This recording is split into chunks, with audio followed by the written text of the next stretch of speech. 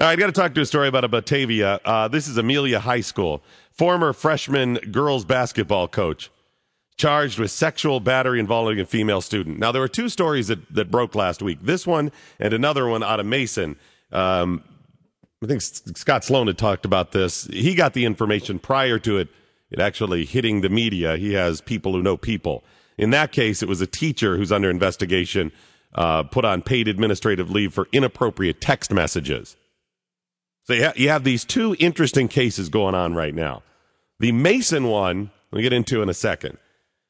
But the former freshman girls basketball coach at Amelia High, this will be Mike Moore, who's 22. I had to tell you, I actually feel a little bit sorry for this guy. No, he certainly broke the law. He did something that was inappropriate.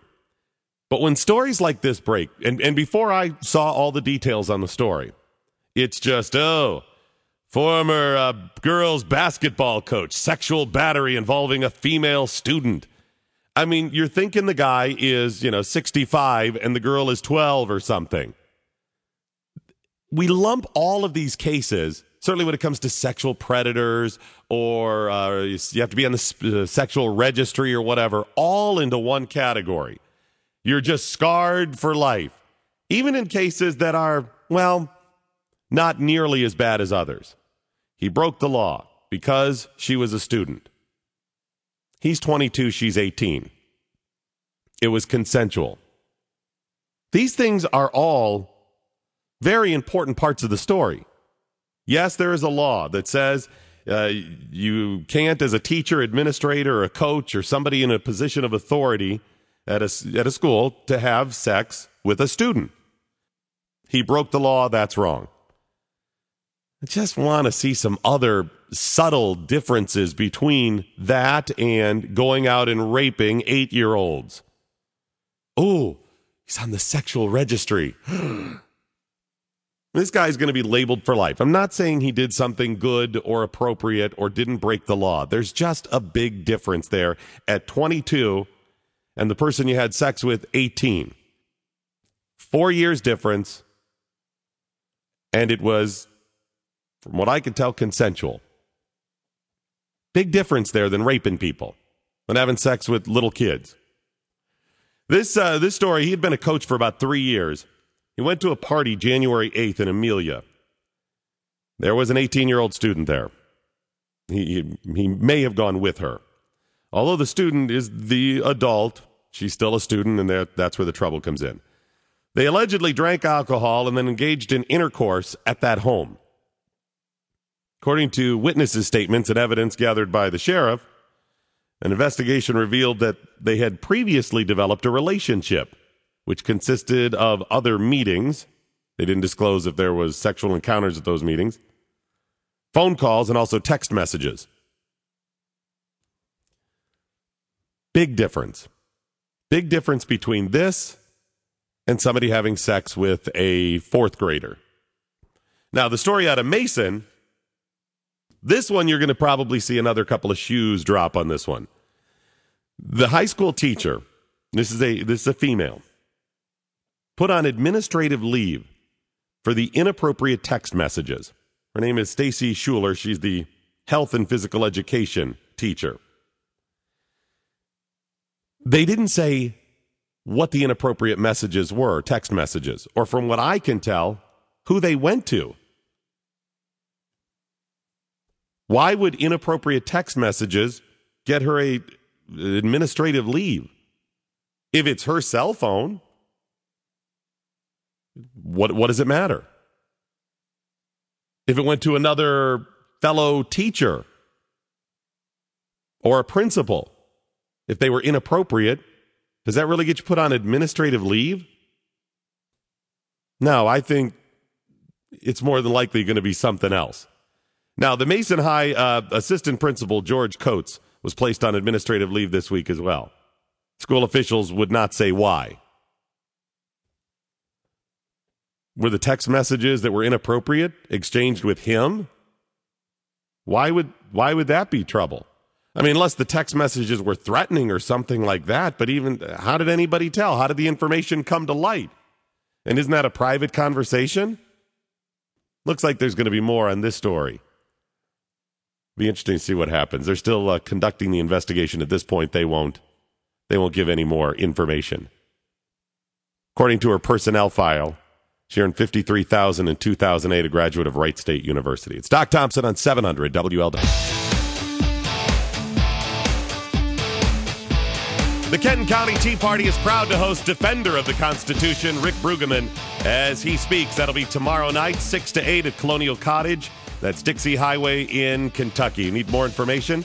You can check out my blog, 700WLW.com. I'll put a link up there. The event is free and open to the public. Let's go to Sue in Bridgetown. How are you? I'm fine. How are you doing today? I'm doing fine. Good. Well, I really don't want to say my granddaughter's name. Yes, please don't. But she played for that guy at Amelia. Okay. On the girls' basketball team. Mm-hmm. He was employed with them since he was 19. Yeah, they said he's been there a few years.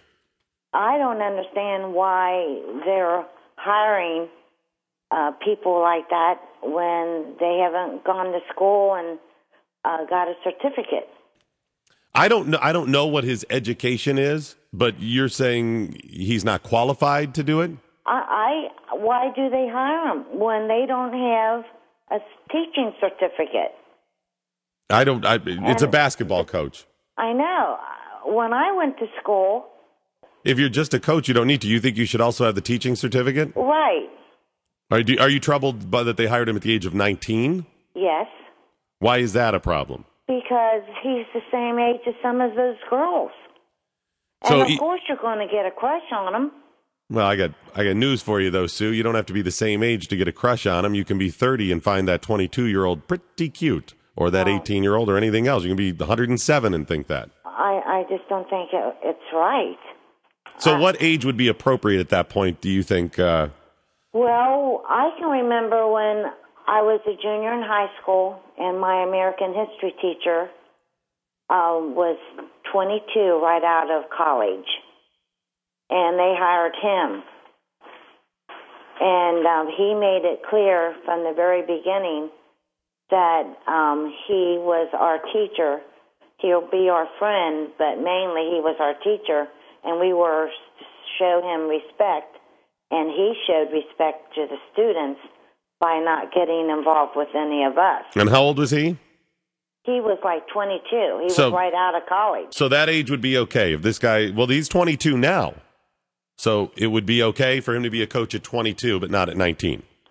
No. He doesn't have any education. No, I'm saying if he had the education. I'm talking about the ages. He's 22 now. You said your teacher was 22. Right. And the teacher, you said it was okay. There was no problem. He laid down the law up front. Right.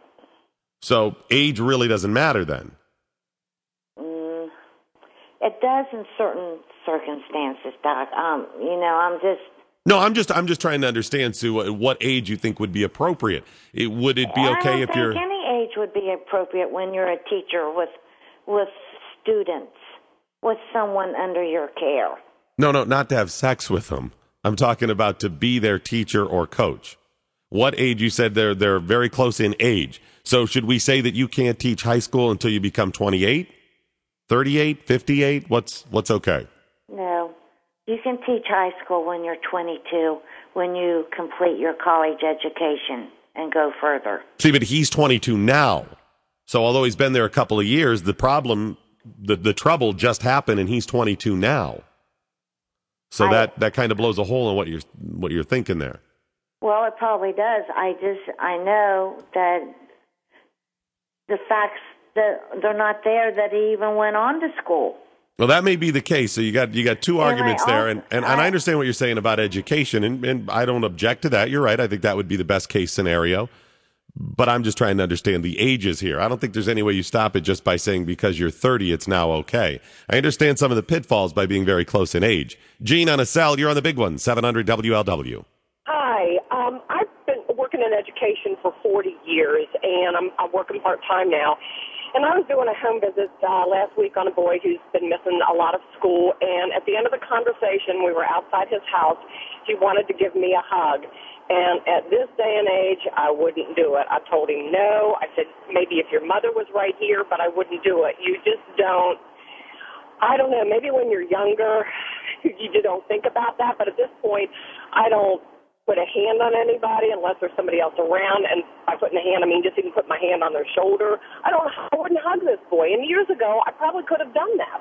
No, you're absolutely right, Gene. You've got to be smart and avoid even the appearance of impropriety with something like that. You've got to protect yourself.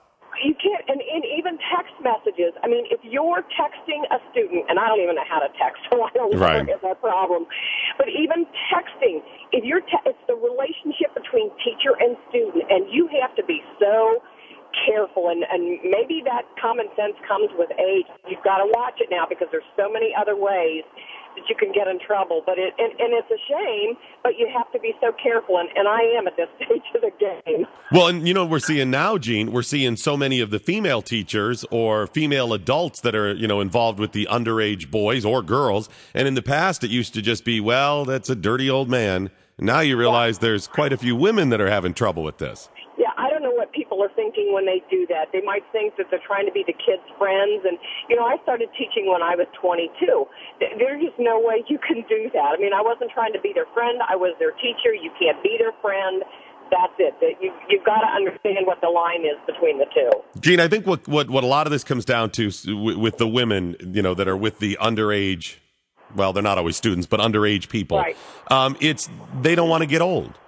They want to still be the one who goes out and parties and fun. Who wants to get old, Gene? Well, I tell you what, I'm in the 60s and I'm having fun. So No, you're right, but you see it out there, especially with a lot of young women. It's like, well, I don't want to be the one who gets old or whatever, and they view themselves as still being, 17. Right. I don't want to be the establishment. I don't want to be the bad guy. Right. So, I don't know. You just, when you're in this field, when you have that line that has to be drawn between you and the students, you've got to think clearly what you're doing.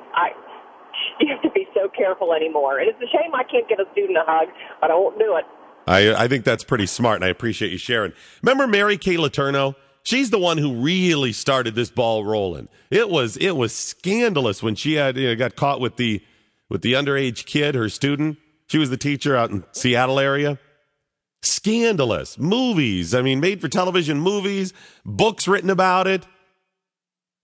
Now, I'll bet every week you can find a story online about an adult woman with somebody underage, whether it's a student or a neighbor or something like that.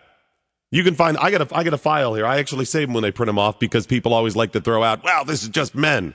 I'm like, no. Here's a whole stack of women from the last year that have been involved in this. Well, Mary Kay Letourneau is a grandmother now. She's a grandmother. Remember she had a couple of kids with her first husband? Well, her granddaughter was born to her oldest son from that first marriage. She has two daughters, a 13 and a 12-year-old, with the student that she is now married to, her former student that she's now married to. That's his name. Got a unique name. Vili Falalu. Anyways, they got two kids there. But her oldest son, imagine that. Mom and dad are splitting up because mom was having an affair with her student, and now you got two siblings. Her husband just, wanted nothing to do. I can understand that, but a grandmother now. It's Doc Thompson, 700 W. Doc Thompson on 700 WLW. Hey, you want to be vice chairman of P&G? Looks like there's going to be a job opening. Yeah, they got the vice chairman is set to retire. Is it in the fall, Russ? Is that what they said in the fall? Mike Salvatorelli from the Wall Street Journal checked in and shared that information. Well, you might not be qualified for that job, but maybe we all move up a chair. Somebody one notch down, moves in, somebody fills that spot, so on and so forth. Hey, maybe benefit you in the long run. A couple of emails to get to you. Jim sent me one. He said, listen to your one caller. I had no idea that getting a college degree is the cure for being a potential sexual predator.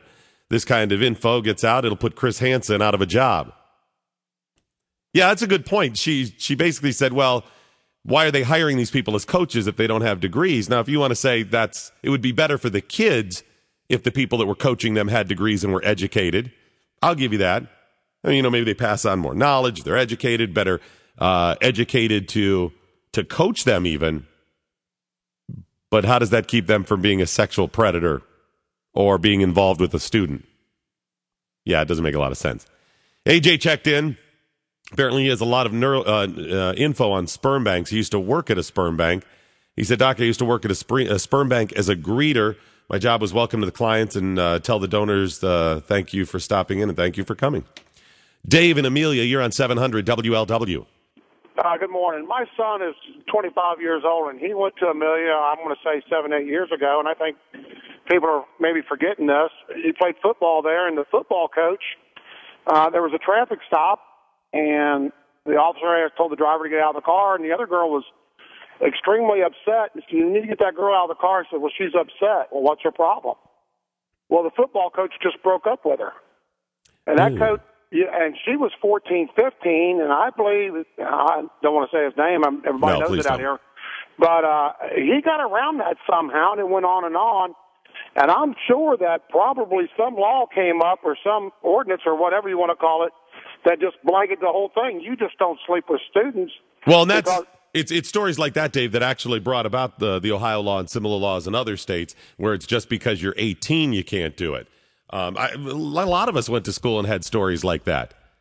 I mean, there were some rumors about a couple of teachers, and then just about 10 years ago in one of my nephew's school, my sister was telling me, oh, yeah, there's a teacher who ended up becoming involved with the student immediately after she graduated. He got a divorce, and they got married. But it was immediately after that she graduated. Interesting. That's quick. You develop a relationship that quick. Rumors were that, of course, they were involved prior to that.